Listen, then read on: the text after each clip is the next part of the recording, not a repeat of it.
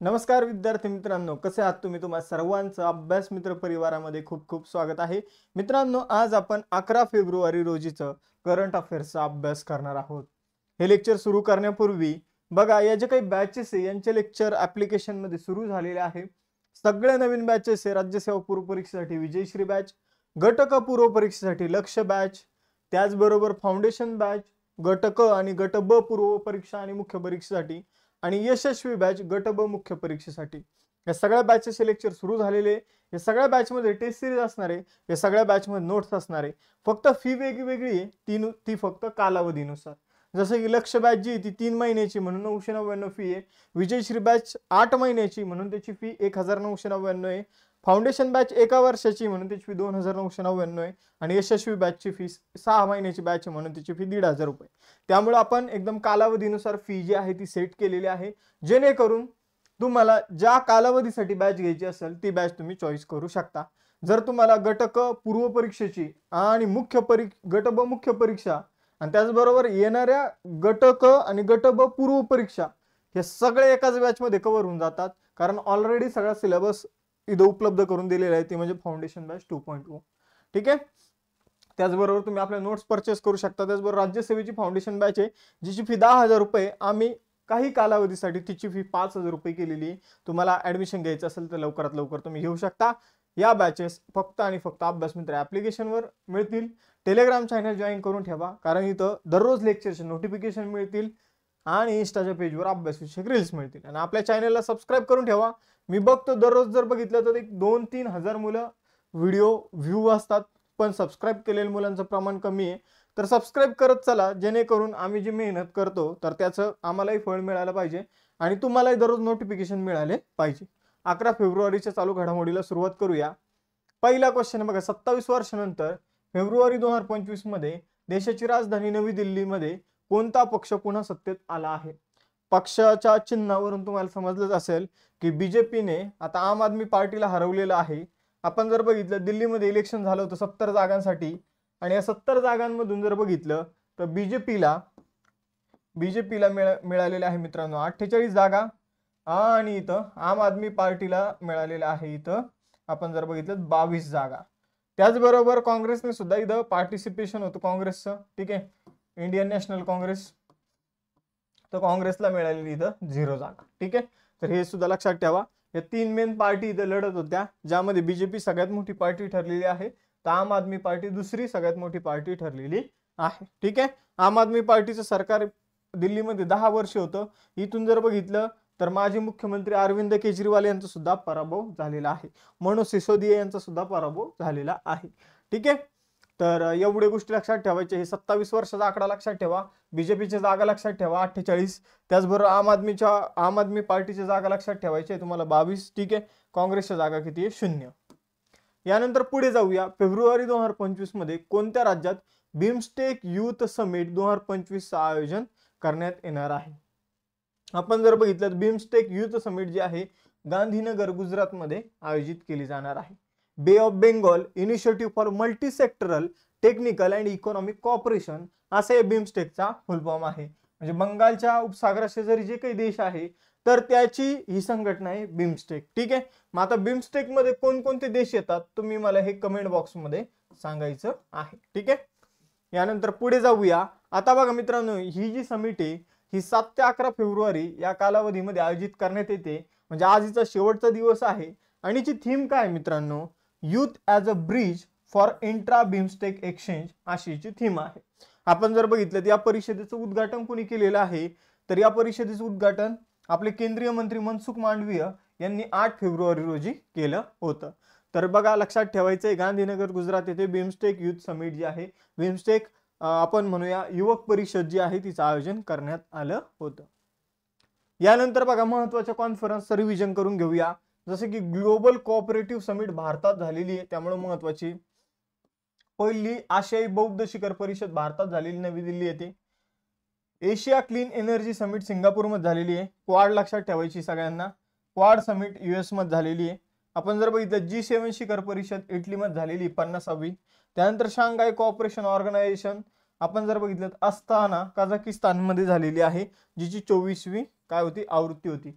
यामध्ये G7 लक्षात ठेवा भारतीचा मेंबर नाही, भारताला प्रमुख अतिथी म्हणून बोलवलं जातं. शांघाय कॉर्पोरेशन ऑर्गनायझेशनवर सुद्धा प्रश्न येऊ शकतो बघा, असताना कझाकिस्तानमध्ये ती झालेली आहे. नाटो समिट वॉशिंग्टन DC मध्ये झालेली आहे. 16वी जागतिक भविष्य ऊर्जा परिषद अबुधाबी UAE या ठिकाणी झालेली आहे. पहिली आण्विक ऊर्जा शिखर परिषद ब्रुसेल्स बेल्जियम मध्ये झालेली आहे. ही सुद्धा लक्षात ठेवा, पहिली मध्ये विचारली जाऊ शकते. 16वी ब्रिक्स शिखर परिषद कझान रशिया, हे मोस्ट इम्पॉर्टंट आहे. G7 आपण जर बघितलं 2025 जी आहे ती अल्बर्टा कॅनडा इथं होणार आहे. आणि त्यानंतर 29वी संयुक्त राष्ट्र हवामान बदल परिषद COP29 ही तर सगळ्यात मोस्ट इम्पॉर्टंट आहे, बाकू अझरबैजान मध्ये झालेली आहे. त्यापूर्वीची जर आपण बघितलं तर UAE ने तिचं आयोजन केलं होतं. फेब्रुवारी 2025 मध्ये उत्तर भारतातील पहिला ग्रीन हायड्रोजन प्लांटची पायाभरणी कोणत्या राज्यात करण्यात आली? तर उत्तर भारतातील पहिला ग्रीन हायड्रोजन जो प्लांट आहे तो हिमाचल प्रदेशमध्ये बनवण्यात येत आहे. हिमाचल प्रदेशचे मुख्यमंत्री जे आहे मित्रांनो सुखविंदर सिंग सुक्खू यांनी या प्लांटचं उद्घाटन केलेलं आहे. या प्लांटच्या माध्यमातून 1 मेगावॅट ग्रीन हायड्रोजन तयार होणार आहे. हा plant Himachal Pradesh power corporation limited HPPCL ही कंपनी बनवणार आहे. आपण जर बघितलं मित्रांनो तर त्याची जी काही कॉस्ट येणार आहे ती 9.04 कोटी म्हणजे 9,04,00,000 रुपये एवढी कॉस्ट येणार आहे. आणि हिमाचल प्रदेश सरकारने टार्गेट ठेवलेले बघा, लक्षात ठेवा 2026 पर्यंत भारतातील पहिलं हरित ऊर्जा राज्य बनायचं आहे. ठीक आहे, यानंतर पुढे जाऊया मित्रांनो, हिमाचल प्रदेश राज्याविषयी काही गोष्टी जाणून घेऊया. उन्हाळी राजधानी शिमला, हिवाळी आहे धर्मशाळा. सुखविंदर सिंग सुक्खू मुख्यमंत्री आहे.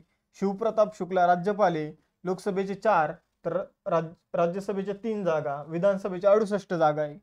आपण जर बघितलं हिमाचल प्रदेशच्या शेजारी पंजाब राज्य आहे पश्चिमेला. ठीक आहे, त्यानंतर जर बघितलं तर हरियाणा आहे दक्षिणेला.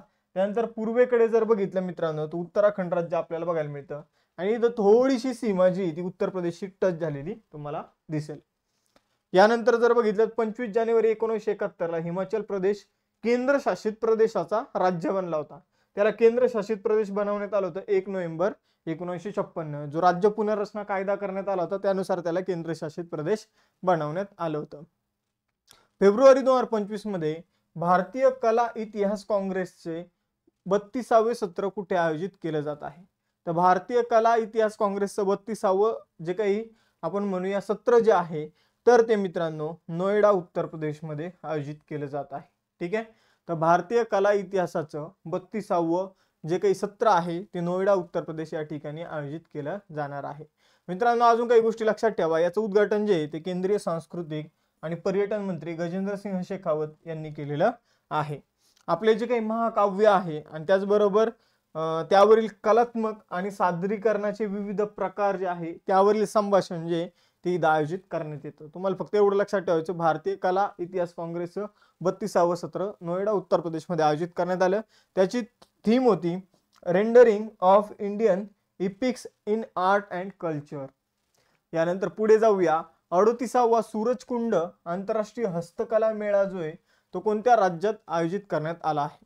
तर बघा मित्रांनो, सूरजकुंड आंतरराष्ट्रीय हस्तकला मेळा एक फेमस कला मेळा आहे जिथं कलाकार आपलं प्रदर्शन जे आहे कलेचं ते दाखवतात. हा कला मेळा जो आहे तो फरीदाबाद हरियाणामध्ये आयोजित करण्यात आलेला आहे. बघा मित्रांनो, आपण जर बघितलं तर 7 ते 23 फेब्रुवारी दरम्यान याचं आयोजन फरीदाबाद हरियाणा या ठिकाणी होणार आहे. प्रथमच या मेळ्यामध्ये जर आपण बघितलं तर थीम राज्य म्हणून ओडिशा आणि मध्य प्रदेश या 2 राज्यांना काय करण्यात आलं होतं, नियुक्त करण्यात आलं होतं थीम राज्य. ठीक आहे, शिल्प महाकुंभ ची ओळख म्हणून थीम राज्य ओडिशा आणि मध्य प्रदेश इथं होते. ठीक आहे, इथं आपल्याला वेगवेगळ्या हस्तकला, हातमाग, परंपरा, विविध खाद्यपदार्थ याचे प्रदर्शन आपल्याला बघायला मिळतं. आता हरियाणाशी संबंधित प्रश्न होता तर हरियाणाशी संबंधित चालू घडामोडी जाणून घेऊया. दलित उपकोटा कोण लागू केलेला आहे? तर हरियाणाने. त्यानंतर 2024 मध्ये प्रथमच जागतिक महिला कबड्डी लीग कुठे सुरू झाली? हरियाणामध्ये. NTPC ने कोणत्या राज्यात ग्रीन चारकोल प्लांट जो आहे तो उभारला? हरियाणामध्ये. हरियाणाने 5,000 तरुणांसाठी IT सक्षम युवा योजना सुरू केलेली आहे. GDP मध्ये हरियाणाने अलीकडे पंजाबला मागे टाकलेलं आहे. 2023-24 मध्ये हरियाणाचं दरडोई उत्पन्न आपण जर बघितलं 176.8% वाढलेलं आहे. हरियाणा सरकारचे 19 अतुलनीय वर्ष एक नवीन आणि व्हायब्रंट हरियाणा या पुस्तकाचं प्रकाशन कोणी केलं तर जगदीप धनखड यांनी.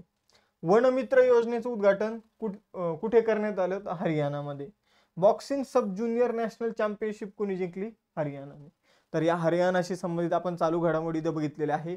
त्यानंतर एक युद्ध सराव बघायचा आहे ट्रोपेक्स, ज्याचा फुल फॉर्म आहे कॅप्स्टोन थिएटर लेवल ऑपरेशन एक्सरसाइज. ठीक आहे, तर कॅप्स्टोन थिएटर लेवल ऑपरेशन एक्सरसाइज जो आहे हा दर 2 वर्षांनी आयोजित करण्यात येणारा युद्ध सराव आहे आणि याचं आयोजन कुणी केलं असा आपल्याला प्रश्न विचारण्यात आलेला आहे.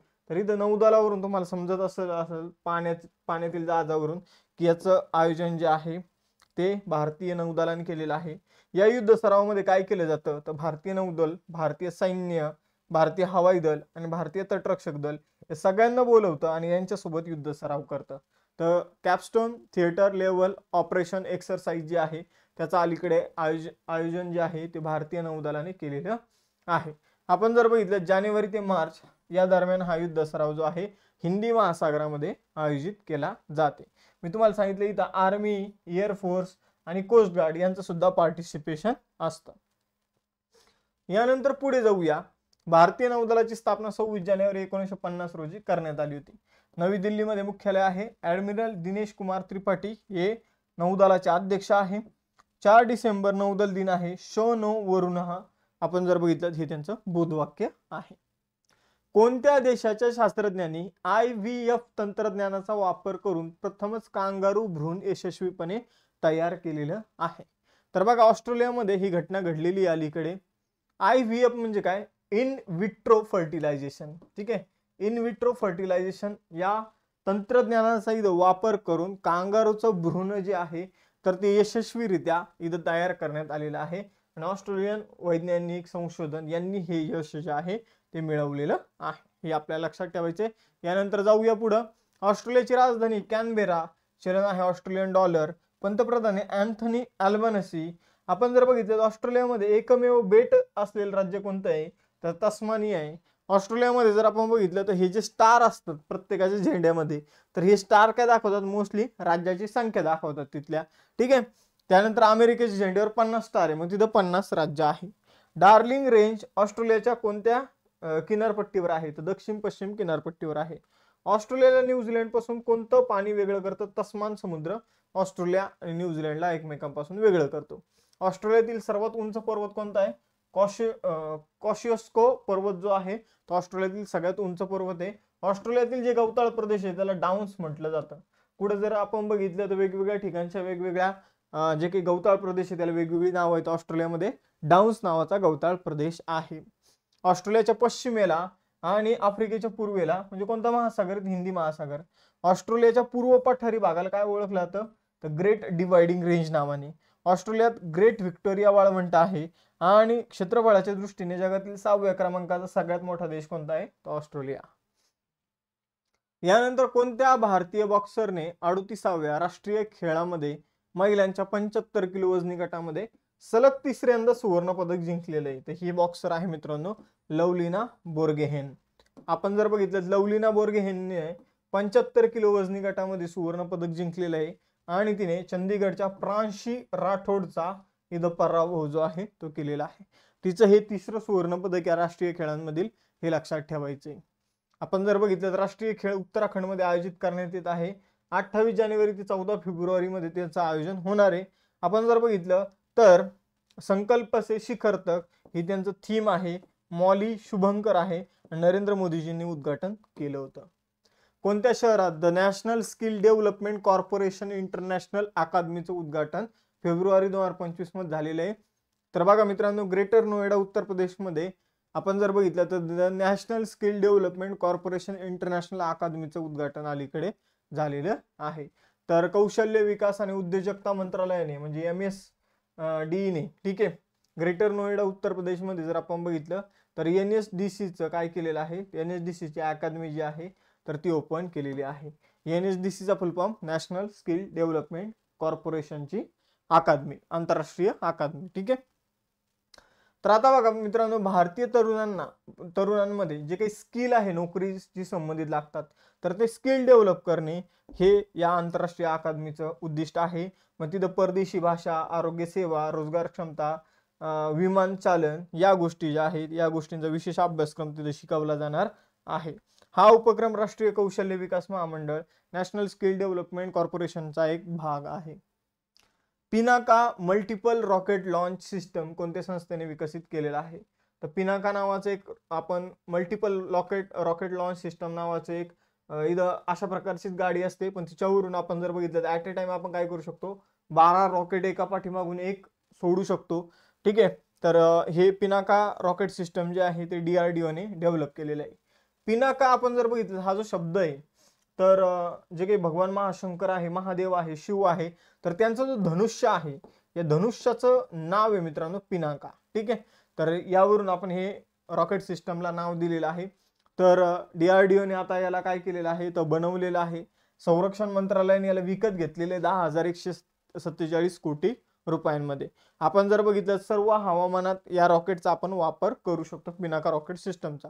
आपण जर बघितलं तर याच्यामध्ये 12 रॉकेट्स असतात आणि अशी 6 लॉन्चर इथं आपण बनवलेली आहे. एकूण 72 रॉकेट आपण ऍट अ टाइम फायर करू शकतो आणि फायरिंग रेंज आहे 60 ते 75 किलोमीटर, 60 to 75 किलोमीटर. संरक्षण आणि संशोधन विकास संस्था आपण जर बघितलं DRDO, defence research and development organisation असा DRDOचा फुल फॉर्म. 1958 मध्ये स्थापना. समीर कामत इथं अध्यक्ष आहे. नवी दिल्ली येथे मुख्यालय आहे. Strength origin is in science असं त्यांचं बोधवाक्य. फेब्रुवारी 2025 मध्ये RBIने कपात केल्यानंतर नवीन रेपो दर काय असणार आहे?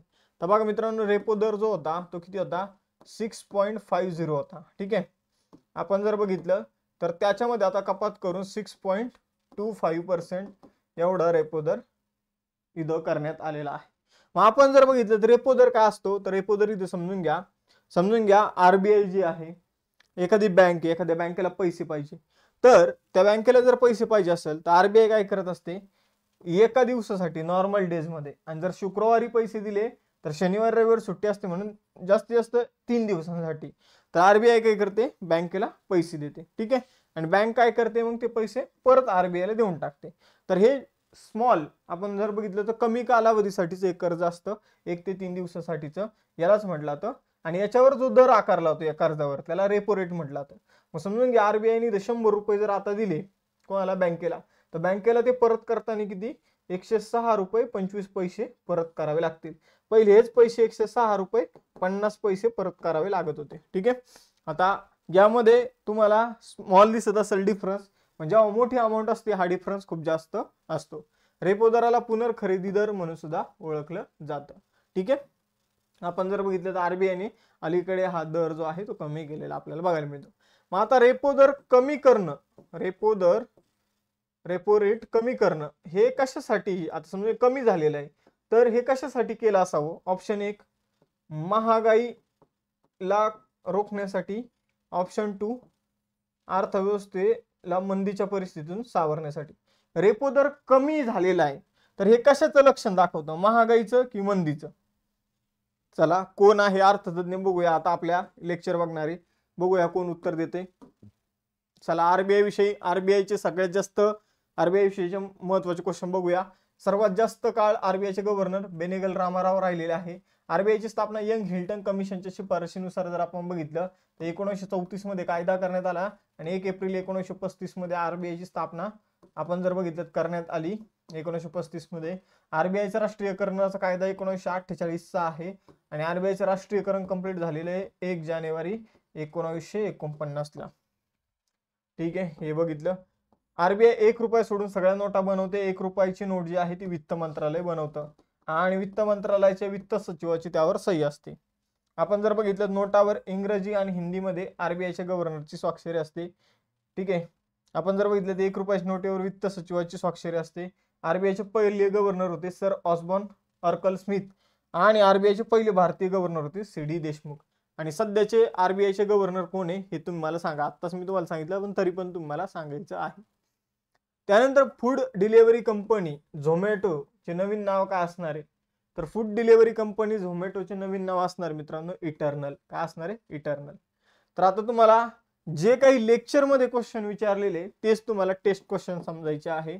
एक म्हणजे रेपो रेट वाला क्वेश्चन, ठीक आहे, आणि दुसरं म्हणजे बिमस्टेकचे कोणकोणते सदस्य आहे, या दोन क्वेश्चनची उत्तर तुम्हाला द्यायची. तुम्ही लगेच उत्तर देता, जे सेम क्वेश्चन असेल तर तुम्ही लगेच उत्तर देता. काल मला एक मुलाची कमेंट आली होती की सर काय करा की लेक्चरच्या व्यतिरिक्त जे प्रश्न आहेत ते तुम्ही आम्हाला विचारा, सेम टू सेम प्रश्न नका विचारू, कोणी पण त्याचं उत्तर देतं.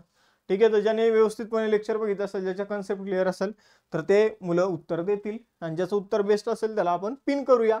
त्याचबरोबर या बॅचेस सुरू झालेले, लवकर लवकर ऍडमिशन घ्या, कारण सिलेबस पुढे चाललेला आहे. एक दिवसाचा सिलेबस आपण कालच बॅच सुरू केली, आज दुसरा दिवस असणार आहे, तर पटकन ऍडमिशन घेऊन टाका. ठीक आहे, तर आपण जर बघितलं नोट्स पॅक घ्यायचं असेल, नोट्स पाहिजे असेल तर हे नोट्स पॅक तुम्ही घेऊ शकता. त्याचबरोबर राज्य सेवेची फाउंडेशन बॅचची फी 10,000 वरून 5,000 रुपये केलेली आहे. लवकरच आन्सर रायटिंग आपण चालू करणार आहोत. ते बॅच अभ्यास मित्र ऍप्लिकेशन मध्ये मिळेल. Telegram channel, Insta page follow करा, कारण त्यावर अभ्यास विषयक रील्स आणि अभ्यास विषयक नोटिफिकेशन तुम्हाला बघायला मिळतील.